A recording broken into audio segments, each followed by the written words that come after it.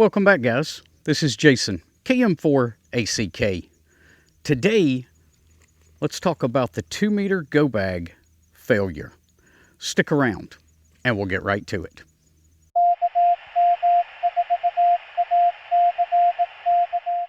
Real quick before we get going today, I've got to give a shout out to these guys.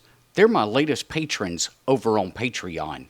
If you'd like to help support the channel, I'll leave a link to Patreon down in the description below.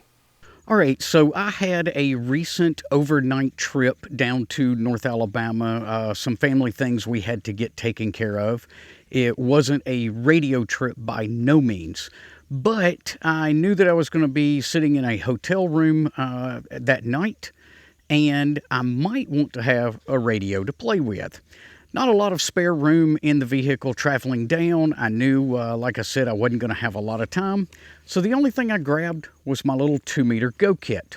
Now on the way down on the road trip, I did take the little mag mount antenna out of here, throw it up on top of my wife's Jeep, and connect up the HT. All of that worked out beautifully. Fast forward to later that evening, I'm sitting in the hotel room. We're up on the 3rd floor. So I go ahead and break out the kit. This time I put a roll-up J-pole on one of the HTs, and I go ahead and fire up the Pi Zero.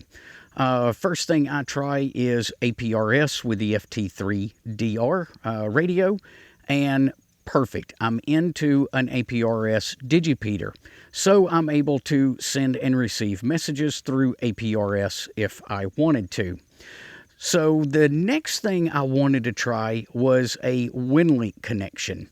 Now, the closest WinLink gateway to my location was about 65 miles away. We were up on the 3rd floor, so I thought I might at least have a shot at it. And by the way, guys, if you're watching this and you live in Alabama, you could definitely use some more 2-meter WinLink gateways. Putting one of those up could be a huge service to the community, so just consider it anyway. Back to the story, though. I got everything fired up and tried to make that WinLink connection. No dice. There was just no way. I tried everything I knew, moving the antenna around. I can't remember if there was 1 or 2 different gateways up there, but anyway, I tried everything that I possibly could, and it just wasn't going to happen. So it left me a little frustrated, a little disappointed. Most of the time when I'm operating with 2-meter WinLink, I'm in the Middle Tennessee area, and almost always I can get into one of the 2-meter gateways, even with an HT. But this trip did leave me a bit frustrated because I couldn't get into that gateway. It also left me wondering, what could we do to improve the situation? Sending APRS messages is great, and I would have, in this case, been able to have gotten a signal out. But the problem with a 2-meter kit is it's limited to that simplex range when we're talking about APRS or WinLink gateways. Now, yes, you might be able to find a digipeater that can relay you into a WinLink gateway, but all in all, you're still limited to that simplex range, at least to the first digipeater. So I started kind of re-examining the way I looked at things. I didn't want to grab my full-blown HF kit to take with me. That's got the batteries, the solar panel, the radio, the whole 9 yards is in that bag. It was a little bit overkill when I just thought I might need a couple of hours to kill with a radio. So I've been thinking about this and kind of kicking this idea around. I'm looking to build a kit that sits somewhere between the little 2-meter go kit and my full-blown HF go kit. I just want something that I can take out portable. Maybe it's on an overnight road trip. Maybe it's a quick parks on the air activation. I'm just looking for something small and lightweight. I don't expect it to last for days on end. I don't expect to be able to recharge batteries. Literally just a very lightweight, short duration use kit.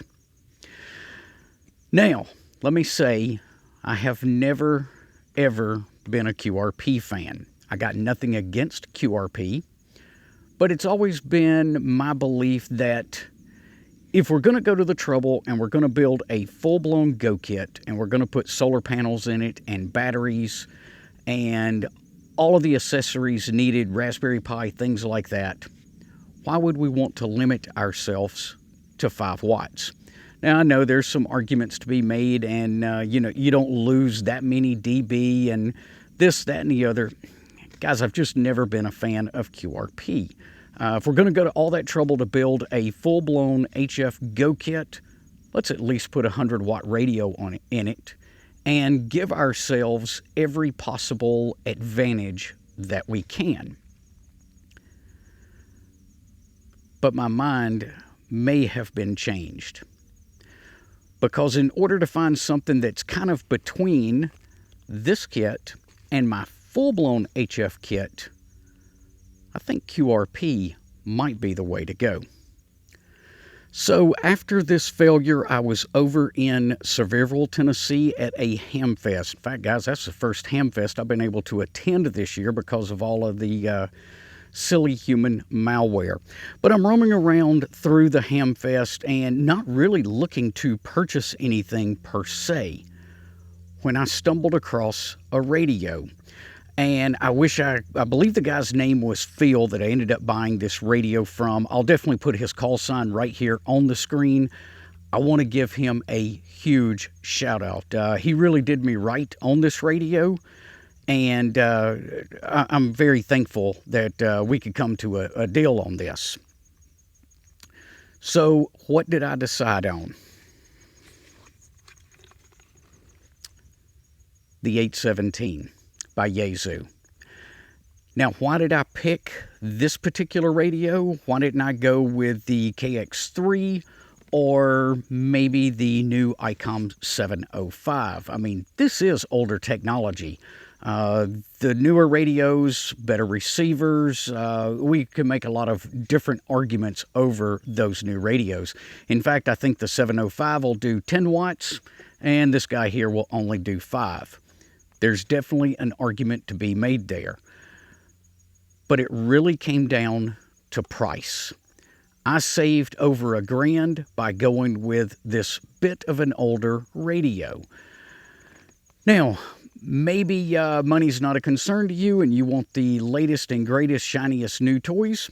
By all means, pick up a 705. From everything I'm seeing from Josh out in California, Ham Radio Crash Course, he loves that rig. But this was a rig that I really didn't see me using on a regular basis. More times than not, I'm either going to go super lightweight and I'll just have my 2-meter kit with me, or I'm going out to play radio and I'm going to take my full-blown HF kit.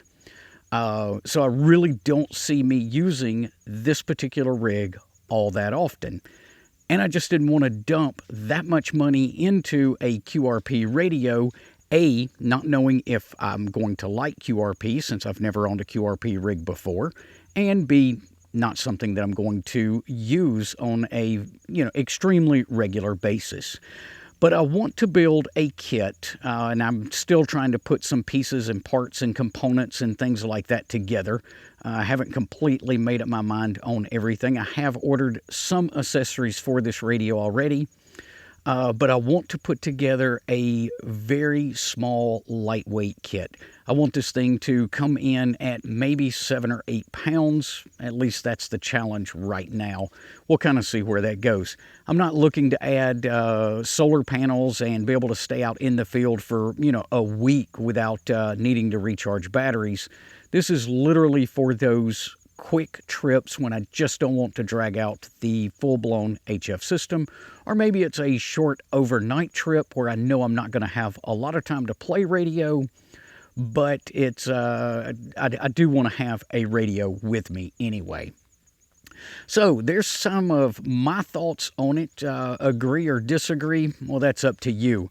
But this is kind of a new path that I'm venturing down. I'm looking forward to it. I am out here in the state forest today, so I'm going to take it out, go ahead and get the finish setting up the Raspberry Pi with it, and see if I can make a few contacts. I'll probably be trying that with JS8 Call today, and of course, I'm going to try to make that WinLink connection. But there's some of my thoughts on it. You guys let me know what you think down in the comments. Did I make a mistake by going with some older technology and saving the money? Should I have spent the extra money and went with the new 705? We'll see you guys on the next video. Until then, 7-3.